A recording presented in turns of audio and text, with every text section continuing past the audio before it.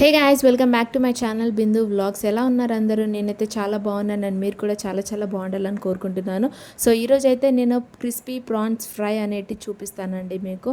ఎంతగానో టేస్టీగా క్రిస్పీగా ఉండే ఈ ప్రాన్స్ ఫ్రైని ఒక్కసారి మీరు ఎప్పుడు కర్రీలాగే కాకుండా ఇలా ఫ్రైలాగా కూడా ట్రై చేసి చూడండి, చాలా బాగుంటుంది. So without any late let's get in to the video. So first అయితే నేను ఇక్కడ ప్రాన్స్ని మంచిగా క్లీన్ చేసి తీసుకున్నానండి. ఇది ఆల్రెడీ నేను షార్ట్ వీడియో పెట్టాను మీకు, ఎలా క్లీన్ చేసుకోవాలి అనేటిది. మనకి ప్రాన్స్లో పైన అండ్ కింద నరం అనేటిది ఉంటుందండి. సో అది రెండు తీసేసుకోవాలి. అండ్ మనకు ఆల్రెడీ ఇది పొట్టు తీసుకొచ్చిన ప్రాన్స్, దీంట్లోకి కొద్దిగా ఉప్పు అండ్ హాఫ్ సైజ్ లెమన్ అండి, హాఫ్ తీసుకుంటే సరిపోతుంది ఒక లెమన్లో.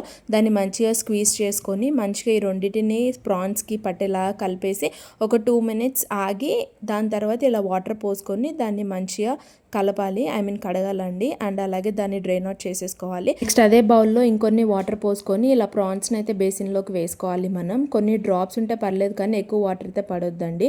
అండ్ నెక్స్ట్ ఇంకా ప్రాసెస్లోకి అయితే వెళ్ళిపోదాం మనము. ఇక్కడ నేను 2 eggs తీసుకున్నాను. సో ఆ 2 eggsలోకి కొంచెం మిరియాల పొడి తీసుకున్నానండి చూపించిన విధంగా. సో దీన్ని వేసుకున్న తర్వాత మంచిగా ఈ రెండింటిని మనం బీట్ చేసుకోవాలి. సో మంచిగా రెండు కలిసేలాగా బీట్ చేసుకోవాలండి. ఇక్కడైతే ఈ మిరియాల పొడి వేసుకున్నందుకు ఫ్లేవర్ అనేది చాలా బాగుంటుంది. నెక్స్ట్ ఇక్కడ నేను మిల్క్ బ్రెడ్ తీసుకున్నాను.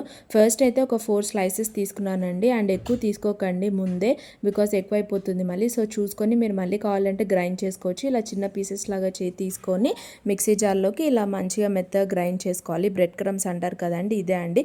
ఇంకా నేనేం యాడ్ చేయలేదు దాంట్లో. నెక్స్ట్ ఇక్కడ ప్రాన్స్ తీసుకొని దాంట్లోకి పసుపు వేసుకోవాలి. నెక్స్ట్ 2 స్పూన్ల కారం వేసుకోవాలండి. నెక్స్ట్ కొద్దిగా సాల్ట్ వేసుకోవాలి.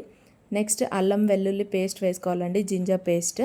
సో మీకు తగ్గట్టు ఇక్కడ గరం మసాలా కూడా వేసుకోవాలండి. మీకు తగ్గట్టు వేసుకోండి మసాలాలు. మీకు కొంచెం స్పైసెస్ ఎక్కువ కావాలి అంటే ఎక్కువ కూడా వేసుకోవచ్చండి కారం అనేటిది. సో నేనైతే 2 spoons వేసుకున్నాను అండ్ హాఫ్ స్పూన్ సాల్ట్ వేసుకున్నాను. నెక్స్ట్ ఇక్కడ కార్న్ఫ్లోర్ తీసుకోవాలండి కొంచెం. నెక్స్ట్ ఇంకా ప్రాసెస్లోకి అయితే వెళ్ళిపోదాము.